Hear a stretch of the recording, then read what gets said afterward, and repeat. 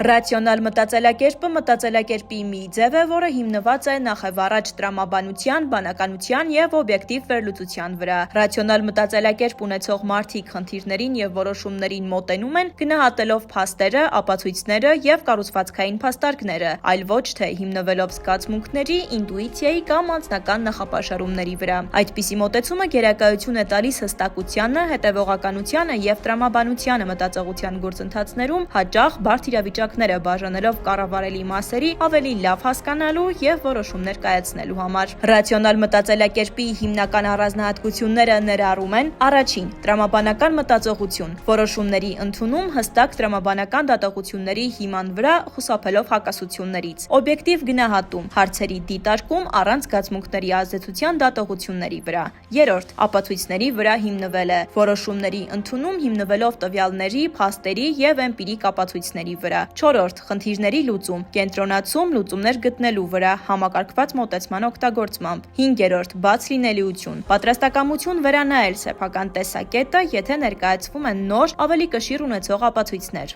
Այդպիսի մտածելակերպը օգտակար է որոշումների ընդունման, քաղաքականությունների մշակման և ռազմավարական պլանավորման մեջ, քանի որ այն օգնում է նվազեցնել սխալները, որոնք առաջանում են զգացմունքային կամ նախապաշարումների հիման վրա կատարված դատողությունների հետևանքով։ Սակայն կարևոր է ռացիոնալությունը համադրել զգացմունքային ինտելեկտի հետ, հատկապես այն ոլորտներում, որոնք առնչվում են մարդկային հարաբերություններին և բարեկեցությանը։